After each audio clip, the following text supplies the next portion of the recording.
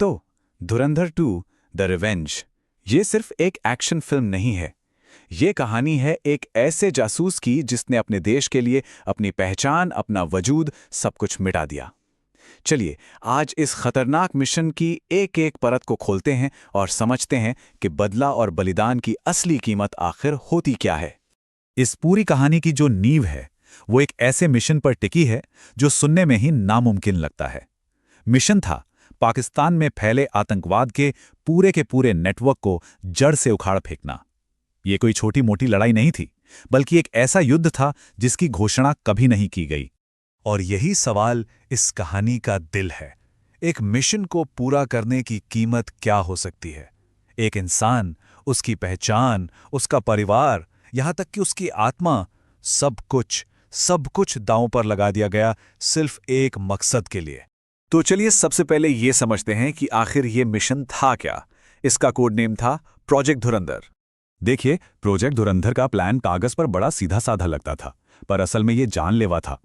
Plan ये था कि एक भारतीय एजेंट को पाकिस्तान के अंडरवर्ल्ड में इतना बड़ा और खूंखार बना दो कि वो अंदर ही अंदर आतंकवाद की जड़ों को खोखला कर दे। अब हर कहानी में एक हीरो होता है। इस कहानी का हीरो है जसकीरत सिंह रंगी। लेकिन ये कहानी उसके हीरो बने रहने की नहीं है।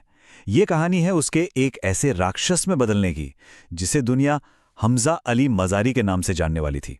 जसकीरत की दुनिया एक ही रात में उजड़ जाती है। एक मामूली जमीनी झगड़ा उसके पूरे परिवार को निगल जाता है। बदले की आग में जलता जसकीरत कानून को ताक पर रखकर खुद ही इंसाफ करने निकल पड़ता है और कातिल से मुजरिम बन जाता है। नतीजा सजाए मौत। लेकिन ठीक जब फांसी का फंदा उसके गले तक पहुंचता है, किस्मत उसे एक और मौका देती है।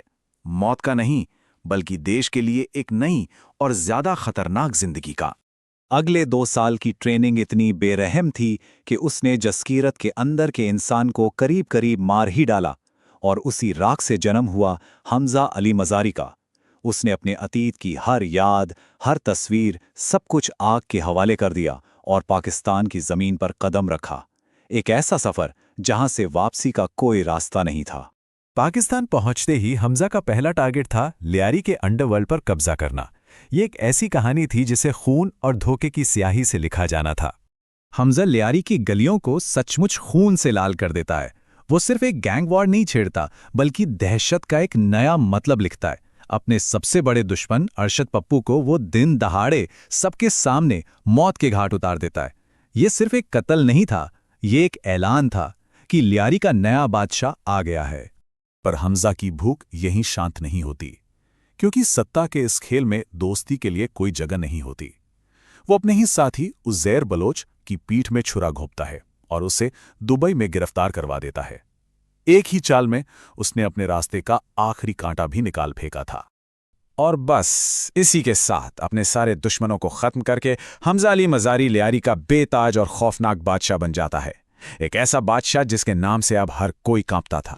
लियारी का बादशाह बनना तो बस शुरुआत थी। अब हमजा का मिशन और भी मुश्किल और खतरनाक होने वाला था।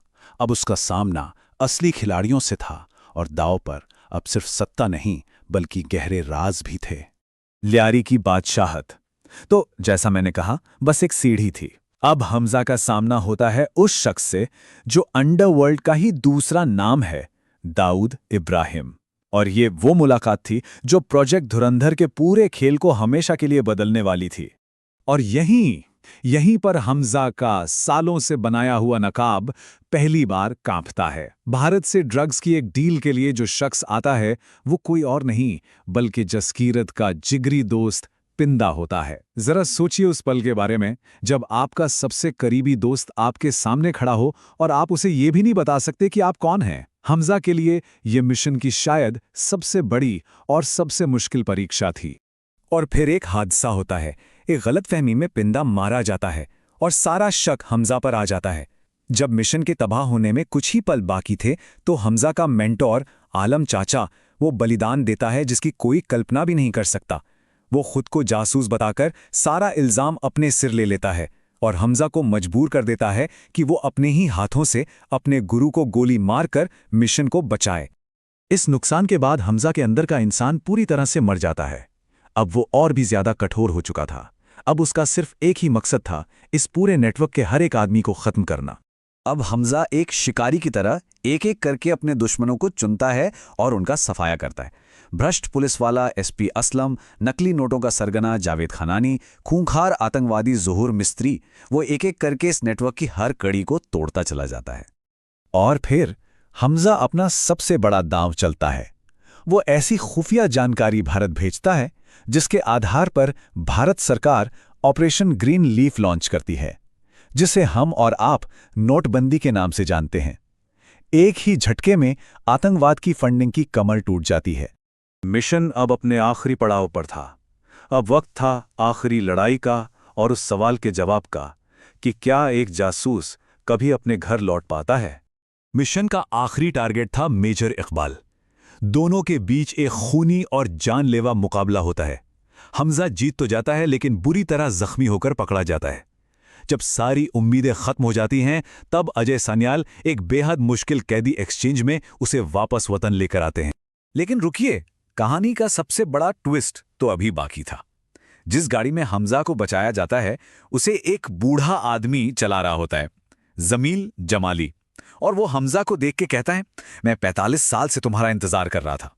पता चलता है कि वो भी एक भारतीय जासूस था जो करीब आधी सदी से पाकिस्तान में गुमनामी की जिंदगी जी रहा था। और फिर खुलता है वो राज जो सब कुछ बदल कर रख देता है। जमाली बताता है कि वो सालों से दाऊद के खाने में एक धीमा जहर मिला रहा था। दाऊद की जो सेहत लगातार गिर रही थी, उसकी वजह ही यही थी।